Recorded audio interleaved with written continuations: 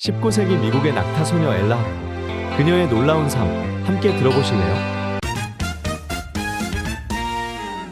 여러분, 혹시 무릎이 뒤로 꺾인 사람을 본 적 있나요? 오늘 우리가 만날 엘라 하퍼는 바로 그런 특별한 몸을 가지고 태어났어요. 낙타 소녀라는 별명으로 유명했던 엘라. 그녀의 인생은 우리가 상상하기 힘들 만큼 힘들었지만 동시에 인간의 끈기와 용기를 보여주는 놀라운 여정이에요. 자, 이제 그녀의 이야기 속으로 빠져볼까요? 1870년 1월 5일 미국 테네시 주의 조그만 농가로 가볼까요? 그곳에서 아기 울음소리가 들려요. 바로 엘라예요. 그런데 말이죠, 엘라의 다리는 좀 달랐어요. 무릎이 우리와는 반대로 뒤로 구부러져 있었거든요. 이 병을 뭐라고 부르냐면요, 선천성 반구족이라고 부릅니다. 그 시절 미국에서는 참 이상한 게 유행이었어요. 괴상한 쇼라고 불렸는데 특이한 모습을 가진 사람들을 구경거리로 삼는 거였죠. 지금 생각하면 정말 끔찍하지만 그때는 그게 문화였대요. 엘라의 삶은 이런 시대 속에서 시작됐어요. 엘라의 부모님은 윌리엄과 미네르바 하퍼였어요. 형제자매도 많았죠. 그런데 말이에요, 엘라에게는 쌍둥이 동생이 있었대요. 하지만 안타깝게도 그 동생은 태어난 지 3개월 만에 하늘나라로 갔어요. 정말 슬픈 일이죠. 엘라에게는 특별한 막내 동생도 있었어요. 이름은 어리였는데 어느 날 현관 앞바구니에서 발견됐대요. 마치 동화 속 이야기 같죠? 그런데 더 놀라운 건 최근에 DNA 검사를 했더니 어리 엘라 아버지의 친아들이었다는 거예요. 이건 또 무슨 일이죠? 숨겨진 가족의 비밀 같아 보이지 않나요? 어린 엘라는 걷는 게 정말 힘들었어요. 내 발로 기어 다니는 게 더 편했죠. 하지만 엘라는 포기하지 않았어요. 열심히 연습해서 결국 자기만의 방식으로 걷는 법을 배웠답니다. 그런데 이게 웬일이에요. 엘라가 걷는 모습이 마치 낙타 같아 보였대요. 낙타 소녀라는 별명이 여기서 나온 거예요. 12살이 된 엘라는 큰 결심을 해요. 바로 괴상한 쇼에 참여하기로 한 거죠. 1884년 10월 엘라는 첫 공연을 시작했어요.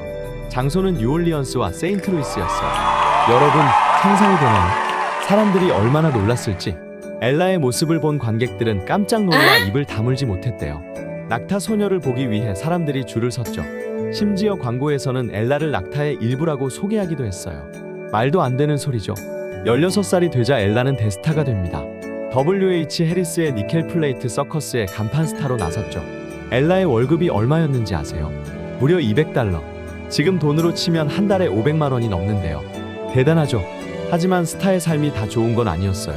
사람들은 엘라를 자연의 괴물이라고 부르기도 했고 반은 사람, 반은 낙타라는 말도 안 되는 소문도 퍼뜨렸죠. 엘라는 하루에 15번씩이나 공연을 해야 했어요. 관객들의 놀림과 멸시에 엘라의 마음은 아팠을 거예요.